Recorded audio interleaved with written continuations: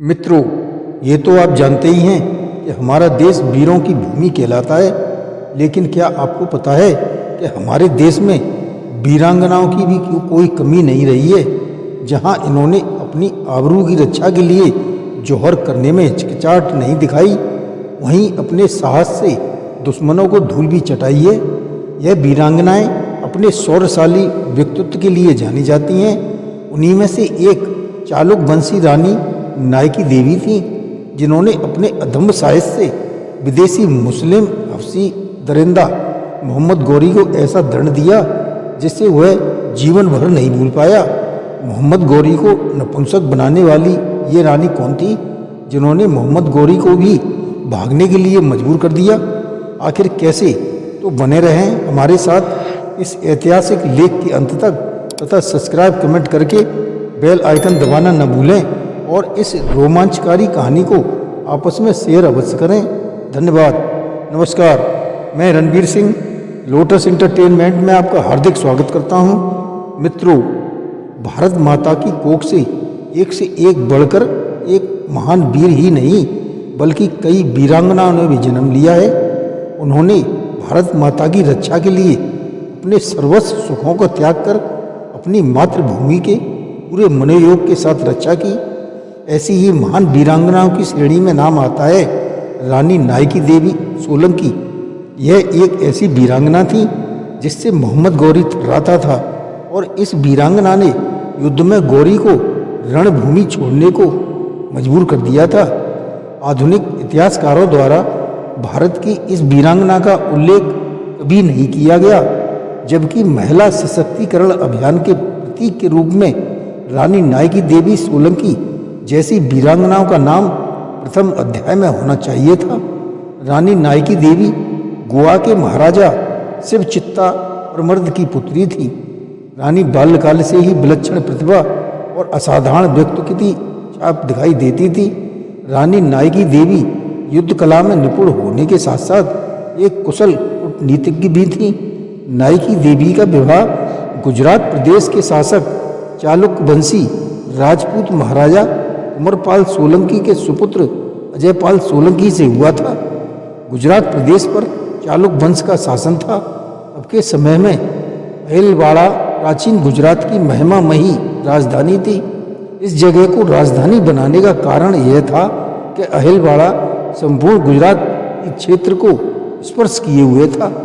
महाराजा अजयपाल का शासनकाल केवल 4 वर्ष 1171 से 1175 ईस्वी तक का था।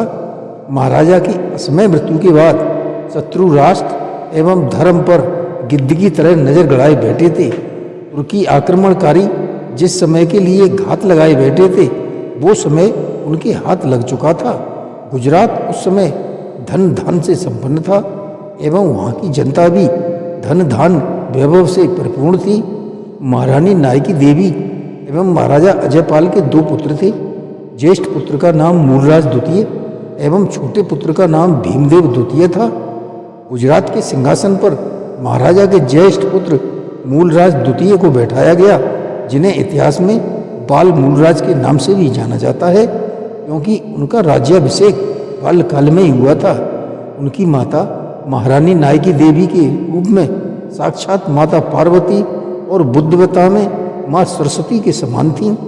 उनकी राजनीतिक कुशलता से प्रभावित होकर दरबारी राजाओं सामंतों ने परामर्श दिया कि राज्य उनके हाथों में अधिक सुरक्षित रहेगा, क्योंकि वे राज्य पर शासन करने की पूर्ण योग्यता रखती हैं।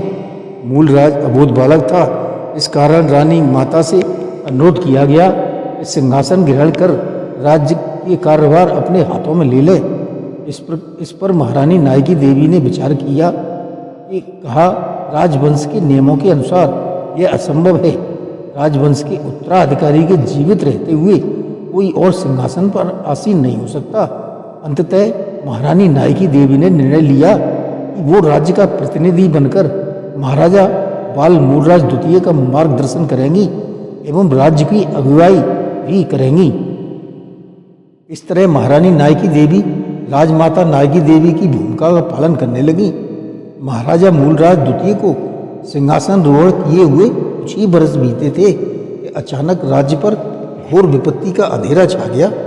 राजमाता नायकी देवी के गुप्तचरों ने गुप्त सूचना पत्र भेजकर बताया कि किस तरह गिद्ध नरमांस भोजन के लिए तैयार बैठा है और कभी भी गिद्धों का झुंड राज्य में प्रवेश कर सकता है। गिद्ध का अर्थ होता है उनकी आक्रमणकारी, और नरमांस भोजन अर्थात राज्य की प्रजा को मौत के घाट उतारकर उनका सर्वस्व लूट कर ले जाना। राजमाता नायकी देवी के कुशल गुप्तचरों के समूह का नाम था शारंग। आर्यावर्त ने ऐसे कई आक्रमण झेले हैं और भारतीय वीरों की तलवारों ने उन सभी आक्रमणकारियों का आम उखाड़ फेंका है।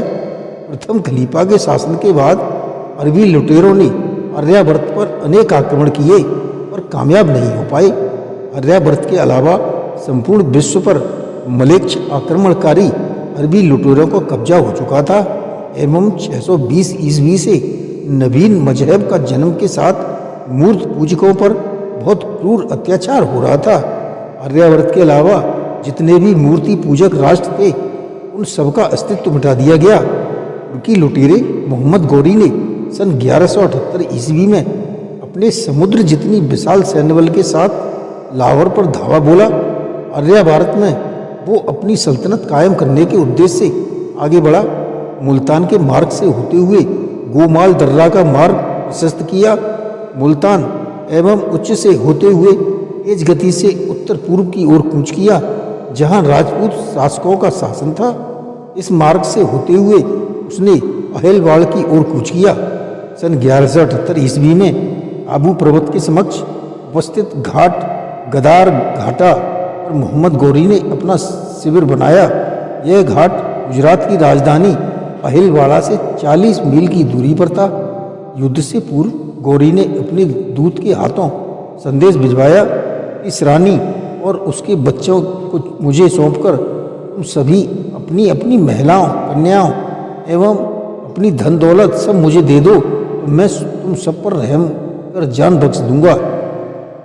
गौरी यह सोचकर भूल कर बैठा कि उसका मुकाबला एक स्त्री से है। वह इस बात से अनभिज्ञ था कि राजमाता नायकी देवी उस देश की महारानी है जहाँ महिषासुर मर्दिनी दुर्गा, चंड व मुंड नामक राक्षसों की संहार कारिणी माँ काली जैसे असुर संहार कारिणी भी अवतरित होती हैं। उस देश की हर साधारण नारी के अंदर एक दुर्गा काली रूपी स्वरूप भी होती है जो राष्ट्र धर्म पर विपत्ति आने पर समय समय पर अवतार लेती हैं। राजमाता के सेनापति के हाथों गौरी का दूत पत्र सौंपकर उत्तर की प्रतीक्षा में महल के प्रवेश द्वार पर प्रतीक्षा करने लगा। राजमाता नायकी देवी ने अपने सेनापति कुंवर रामवीर के हाथों पत्र का उत्तर लिखकर भेजा, जाओ जाकर गौरी से कह दो कि उनकी शर्तें मान ली हैं हमने। राजमाता ने अत्यंत कुशलता पूर्वक एवं बुद्धिमत्ता के साथ निर्णय लिया। गौरी जैसे क्रूर आक्रमणी के साथ छल से रण करना ही उचित होगा। राजमाता ने आर्यावर्त की अस्मिता अर्थात आर्यावर्त की माताओं एवं नाबालिग कन्याओं पर कोई आँच न आए इसलिए यह छल किया था। गौरी की शर्तों को मानकर उसे भ्रम में रहने दिया। गौरी के पास जब यह खबर पहुंची कि उसकी शर्तें मान ली गई हैं तो उसने इस खबर को सच मान लिया कि राजमाता ने बिना युद्ध किए हथियार डाल दिए और उसने इस आसान जीत को जश्न मनाने की तैयारी शुरू कर दी। इसी प्रतीक्षा में थी राजमाता नायकी देवी। उन्होंने अपने सेनापति को आदेश दिया कि राज के गुप्त द्वार से माताओं एवं कन्याओं को लेकर राज्य के प्रजागढ़ पड़ोसी राज्य नाडोल में जाकर शरण ले। नाडोल के चौहान वंशी महाराजा अल्लड़देव चौहान ने गुजरात से आए शरणार्थियों को शरण दी। प्रजा को सुरक्षित स्थल पर पहुंचाने के बाद राजमाता नायकी देवी ने अपने दोनों पुत्रों को पीठ पर बांध लिया और घोड़े पर सवार होकर गौरी के शिविर की ओर चल दी।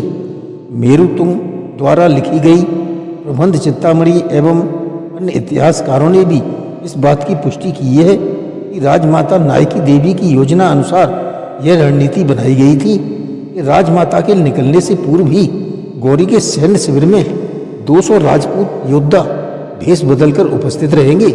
वे गौरी के सैनिकों में छिपकर रहेंगे और कुछ हजार राजपूत योद्धा आबू पर्वतों की घाटियों का सहारा लेकर अहिलवाड़ा की सीमा को घेर कर रखेंगे। राजमाता नायकी देवी का इस अप्रतिम रणनीति ने उन्हें आर्यावर्त की सबसे कुशल योद्धा बनाया। राजमाता गौरी को भ्रम में रखना चाहती थी, इसलिए उन्होंने अपने 25,000 सैनिकों की टुकड़ियों में बांट दिया। कुछ गौरी के सैन्य बल में मिल गए, कुछ आबू पर्वत की घाटियों को घेरकर छिप गए, कुछ ने कायादरा की सीमा को घेर लिया। राजमाता घोड़े पर सवार होकर गौरी के सैन्य शिविर की ओर चल पड़ी। उनसे 50 योजन की दूरी पर उनके पीछे उनके बाकी सैन्य बल को लेकर सेनापति कुंवर रामवीर थे। गौरी ने अपने शिविर से बाहर निकलकर चालुक सोलंकी राजपूतों के सैन्य शिविर की ओर देखने लगा। उसने देखा कि कुछ घोड़सवार उसके सैन्य शिविर की ओर आ रहे हैं और नजदीक आने पर उसने देखा कि एक खूबसूरत महिला अपने बच्चे को अपने साथ बांधकर उसकी ओर आ रही है। गौरी इस भूल में था कि राजमाता की पराजय हो चुकी है। वह मन ही मन हंस ही रहा था कि अचानक से रानी नायकी देवी के घोड़े रुक गए। इससे पहले कि वह कुछ समझ पाता, उसके शिविर में मौजूद राजमाता के गुप्त सैनिकों ने हर हर महादेव का संतनाद करते हुए आक्रमण कर दिया और हाहाकार मचा दिया। इस बीच राजमाता नायकी देवी के पीछे गज सेना, अश्वसेना एवं पैदल सैनिकों के सैलाब ने पर्वत और पथ को घेर लिया था। गौरी के पास सोचने एवं समझने का समय नहीं रहा। उसने आनंद फानन में अपनी भागती सेना को एकत्र किया और आक्रमण की तैयारी की। राजमाता नायकी देवी के हाथों तलवार थी, साक्षात दुर्गा बनकर अवतरित हुई थी। राजमाता नायकी देवी एक के बाद एक आक्रमणकारियों को गाजर मूली की तरह काट रही थी, मानो जैसे आज आर्यावर्त की पावन धरा को आक्रमणकारियों के रक्त से अभिषेक हो रहा हो। अंत में राजमाता गौरी के सैनिकों के चक्रव्यूह को भेदकर गौरी तक पहुंच गई। गौरी उनकी एक झलक पाकर भयभीत होकर भागने लगा। अंत में राजमाता ने उसे घेर लिया। इस बार गौरी भाग नहीं पाया। राजमाता की तलवार के वार से गौरी मूर्छित हो गया, उसका अंग भंग हो गया था। इससे पहले कि गौरी राजमाता के हाथों से मृत्यु को प्राप्त होता, गौरी की सेना वहां आ पहुंची और उन्होंने गौरी को वहां से घायल अवस्था में बचाकर गौरी इतना डर गया था, उसके घाव से खून बहने के बाद भी वह घोड़े से नहीं उतरा था और सीधा मुल्तान पहुंचकर घोड़े से उतरा। गौरी ने अपने सैनिकों को हुक्म दिया था कि घोड़ा किसी हाल में भी रुकना नहीं चाहिए, चाहे उसे नींद आ जाए या कितना भी इलाज की जरूरत पड़ जाए, और घोड़ा मुल्तान गंतव्य पहुंच के बीच ही रुकना चाहिए। अगर घोड़ा कहीं रुक जाए कर उसे दूसरे घोड़े पर बैठाकर ले जाने का हुक्म दे रखा था। जब गौरी मुल्तान पहुंचा तो वह पूरी तरह से उनसे लथपथ था। उसे पता चला कि रानी नायकी देवी की तलवार के वार से वह अपना गुप्तांग खो चुका था और हमेशा के लिए नपुंसक बन गया था। इसके बाद 13 वर्षों तक गौरी का भारत पर आक्रमण करने की हिम्मत नहीं हुई। दिल्ली नरेश सम्राट इल्हान देव चौहान ने भी गौरी के साथ युद्ध में उस समय रानी नायकी देवी की सहायता की थी। कर्नल टाड एवं डॉक्टर दशरथ शर्मा की पुस्तकों से यह साक्ष्य मिलता है कि दिल्ली नरेश सम्राट कैलान देव चौहान ने एक छत्र शासन स्थापित करके 5 राज्यों के राजाओं नाहरबाल के महाराजा राय, जो कि मात्र 14 वर्ष के थे, जालौर के महाराजा कीर्तिपाल चौहान एवं अरबुदा के शासक परमार राजा धरवर्षा परमार के साथ रानी नायकी देवी की सहायता के लिए अपने सैन्य सिविल के साथ रणभूमि में उपस्थित थे।